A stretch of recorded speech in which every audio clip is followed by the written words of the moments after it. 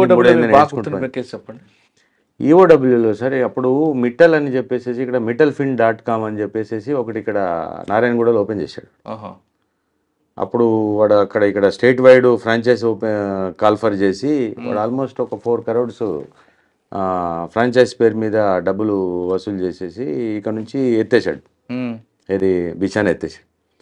అది అప్పుడు నారాయణగూడ పోలీస్ స్టేషన్లో కేసు రిజిస్టర్ అయ్యి ఆ రోజు అక్కడ పోలీస్ స్టేషన్ ముంద 100-200 మంది గొడవ చేస్తున్నారంటే ఆర్పి సింగ్ సార్ ఇమీడియట్గా కేసుని సిసిఎస్కి ట్రాన్స్ఫర్ చేయండి అని చెప్తే ఆ కేసు అయిన రిజిస్టర్ అయిన ఆ ఒక్కరోజు అటు ఇటుగా అమిత్ గారు సార్ అక్కడికి డీసీపీగా వచ్చారు. ఆ కేసు మా టీంకి ఇచ్చింది. ఆ టీంలో నాకు తెలిసి సార్ తోటి 1-2 డేస్లోనే నేను మాట్లాడిన సెకండ్ డే నేను కలకత్తా వెళ్ళాను. ఇలానే అక్యూజ్ని ఇమీడియట్గా పట్టుకుందామని. అప్పుడు ఎస్ఐగా వెళ్ళిపోయేవాళ్ళం అని.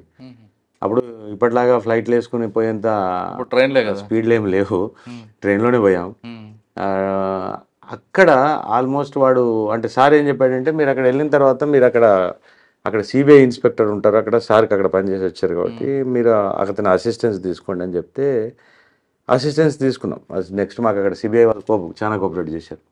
ఆ సిబిఐ ఆఫీసర్ ఏం చేశాడంటే కొద్దిగా కాన్ఫిడెన్స్ ఎక్కువైపోయి అక్యూడ్ మీద డైరెక్ట్గా వాడిని టచ్ చేసేసారు ఇల్లుని. దాంతో వాడు జంప్ అయిపోయాడు.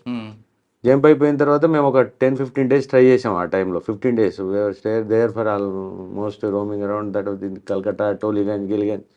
ఫెయిల్ అయిపోయిన తర్వాత రిటర్న్ వచ్చాం. సార్ దాని మీద కాస్త మా మీద కోప్పడ్డాడు, ఫెయిల్ అయ్యి వచ్చారు మీరు.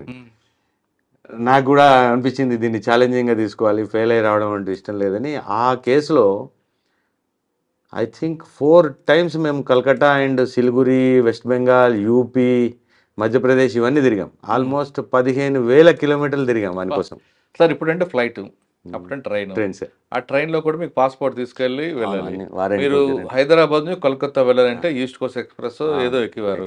మీకు రిజర్వేషన్ లేకుండా ఏ విధంగా తిరిగేవారు? మేము అప్పుడు ఏం చేసేవాళ్ళం అంటే మా ఎంబడ అది ఇన్వెస్టిగేటింగ్ ఆఫీసర్ స్టాంప్ పెట్టుకునే వాళ్ళం. ఈక్యూ కోటాకు సీట్స్ ఉంటాయి, ఈక్యూ కోటా సీట్స్ ఉండేవి. ఏ కేసులో అయితే బయలుదేరుతామో అప్పుడు వెంటనే అక్కడికి వెళ్ళి ఆ రైల్వే ప్లాట్ఫామ్ అక్కడ ఆఫీస్కి వెళ్ళి అందులో ఈక్యూ కోటా వేసి ఈక్యూ కోటాలో ట్రై చేసుకొని రిజర్వేషన్ తీసుకొని ట్రై చేసాం. ఒక్కోసారి లేకపోతే మామూలు జనరల్ పోలేరు కదా, దాంట్లో కూడా పోవాల్సిందే. వెళ్ళిపోయేవారు. సార్ మీరేమో ట్రైన్లో వెళ్తారు, ఎక్కిజుడు మెట్టెల్ అన్నాడు బాగా ఫైనాన్షియల్ బాగుండేవాడు, వాడు కార్లో వెళ్ళేవాడు. మరి ఎలా మీరు ట్రేస్ చేస్తారు? అందుకోసమే చాలా టైం పట్టింది. అది almost it took me for apprehending that metal for almost 1 year. 1 year time పట్టింది. 4th time నేను ఎప్పుడైతే సిలిగురి అని వెస్ట్ బెంగాల్ బార్డర్ జల్పాయిగురి దగ్గర దిగి వెళ్ళాలి, that is journey of almost 36 hours from the Hyderabad. 4th time వెళ్తుంటే అమిత్ గారు సార్ అడిగారు, ఏం నీకు మనసు అది వాడు దొరకడు, ఆగు నువ్వు అని అన్నాడు. లేదు సార్ ఇది లాస్ట్ అటెంప్ట్, ఒకసారి నేను చేసి వస్తాను సార్. ఏం క్లూ ఉందని వెళ్తున్నావు అన్నాడు. అంటే ఇక్కడ నుంచి ల్యాండ్ లైన్ నుంచి అక్కడికి ఒక కాల్ ఉంది సార్, ఒక కాల్ ఉంది అని అన్నాడు. ఎప్పటి కాల్ అన్నాడు. 6 months బ్యాక్ కాల్ సార్ అని. అంటే అప్పుడు ఆ ఎఫ్ఐఆర్ అయ్యాకంటే ముందు 6 months బ్యాక్ కాల్ సార్ అన్నాడు. ఒక్క కాల్ మీద వర్కౌట్ అవుతుందా అని అన్నాడు. కానీ ఎందుకో నాకు అది పోదాము అని చెప్పేసి వెళ్ళాం. లక్కీలీ ఆ టైంలో సిలిగురి సిలిగురి 36 hours జర్నీ చేసి ఇక్కడ సిలిగురిలో ఉండి ఆ కనెక్టెడ్ వాళ్ళ ఒకడు బ్లాక్ మ్యాజిక్ వాడు ఒకడు ఉండే. ఆ బ్లాక్ మ్యాజిక్ ఏదో లింక్ దొరికితే వాడు ఎక్కడ మొఘల్ సరాయ్ వారణాసి దగ్గర ఉండే జంక్షన్ రైల్వే స్టేషన్ ఆ నుంచి ఒక 50-60 kilometers దాంట్లో ఉంటుంది. వాడికి వీడికి లింక్ ఉంది అని అంటే వాని దగ్గరికి ఇంకో టీం పంపించి మళ్ళీ ఇక్కడ నుంచి కలకత్తా నుంచి కోఆర్డినేట్ చేసుకొని అల్టిమేట్గా అప్పుడు 15 రోజులు ఉండి వాడిని కలకత్తాలో మళ్ళీ పట్టుకున్నాం. మిట్టల్ ఎంత వాడు చీటర్ అంటే వాడి మీద ఆల్రెడీ అప్పటికే నేపాల్, లక్నో, మన కొచ్చిన్, ఒడిశా ఇవన్నీ కేసులు ఉంటాయి, అన్నీ డిటెక్ట్ అయ్యాయి. అది సాటిస్ఫాక్టరీ జాబ్ ఇన్. సార్ సాధారణంగా ఎక్యూజన్ లిఫ్ట్ చేయడానికి మార్నింగ్ టైం ఎంచుకుంటారు, అందుకు ఒకటి. 2 యూనిఫామ్ వేసుకుని వెళ్తే బెటరా, యూనిఫామ్ లేకుండా సివిల్ వెళ్తే బెటరా? శాస్త్ర ప్రకారం యూనిఫామ్లో వెళ్ళి అరెస్ట్ చేయాలని ఉంటుంది, కానీ యూనిఫామ్లో వెళ్తే ఎవడో దొరకడు. ఎందుకంటే యూనిఫామ్లో వాడు కాల్చుకొని కూర్చుంటాడా. తతంగం అంతా కంప్లీట్ చేయాల్సి వచ్చేటప్పుడు యూనిఫామ్ బ్యాడ్జ్, నీ నేమ్ ప్లేటు అవన్నీ ఉంటాయి, అవన్నీ రాస్తాం. రాస్తాం కానీ జనరల్గా మేము సిసిఎస్లో కూడా యూనిఫామ్ ఏమి ఉండదు, మామూలుగానే మఫ్టీలోనే జాబ్ చేసేవాళ్ళం. ఐడి కార్డ్ ఎమ్మడి ఉంటుంది, ఐడి కార్డ్ ఖచ్చితంగా. కానీ మీరు తీసుకొస్తారు, కొంతమంది ఏం చేస్తారు, మిమ్మల్ని ఇబ్బంది పెట్టడానికి ఎవరో వ్యక్తులు వచ్చారు కిడ్నాప్ చేశారని ఒక తప్పకుండా అలా కూడా మా మీద కూడా కేసులు రిజిస్టర్ అయ్యాయి. నా మీద ఢిల్లీలో రిజిస్టర్ అయింది, కలకత్తాలో ఒకసారి కేసు అయింది, అవుతాయి. అంటే కానీ లీగాలిటీ ఎప్పుడు ఆల్వేస్ ప్రివేల్స్ కాబట్టి మేము కూడా కంపల్సరీ అక్కడ లోకల్ పోలీస్ స్టేషన్లో ఇన్ఫార్మ్ చేసేస్తాం ఇమీడియట్గా. పట్టుకునేటప్పుడు మేము ఒకవేళ మేము ఎప్పుడైనా ఎమర్జెన్సీ ఉందంటే వాళ్ళ సహాయం తీసుకోకుండా దొరికిన తర్వాత అయినా ఖచ్చితంగా లోకల్ పోలీస్కి ఇస్తే వాళ్ళు ఇంటిమేట్ చేస్తారు కదా, ఇన్ఫర్మేషన్ లీక్ చేస్తారు. ఆ డౌట్ తోటే మేము కూడా జనరల్గా రిస్క్ తీసుకుంటాం.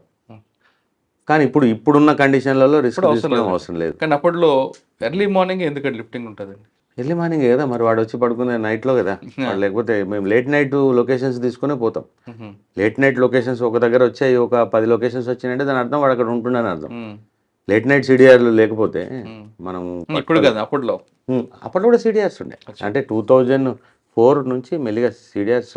సార్ మీరు ఆ మిట్టల్ గ్యాంగ్ కోసం దాదాపు సంవత్సరం తిరిగారు కోల్కత్తా, మీకు పాస్పోర్ట్ ఇచ్చిన ఇంకా ఎక్స్పెండిచర్ చాలా ఉండదు, చెప్పాలని ఎక్స్పెండిచర్ ఉంటుంది, అదంతా గవర్నమెంట్ పే చేసుకుందా లేదా మీ పాకెట్లో పెట్టుకుని మాట పడ్డామని చెప్పి? పూర్తిగా చేయదు.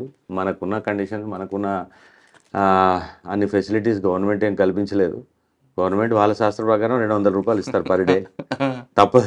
200 రూపాయలు ఏమొస్తుంది అక్కడ? అదే తప్పదు, అది పెట్టుకుని చేసుకోవాలి మనం, సాటిస్ఫాక్షన్ ఉంటుంది. ఓకే, సిసిఎస్ తర్వాత ఎక్కడికి వచ్చారు? తర్వాత అక్కడ నుంచి టాస్క్ ఫోర్స్ వెళ్ళానండి. టాస్క్ ఫోర్స్ కూడా ఎందుకు వెళ్ళానంటే, టాస్క్ ఫోర్స్ పోవడం నాకు నిజంగా పెద్ద ఇష్టంగా లేకుండే. అప్పుడు నా 3 years టర్మ్ అయిపోయింది ఆల్మోస్ట్ సిసిఎస్లో. అప్పుడు Rajiv Trivedi sir additional commissioner crimes ఉండే.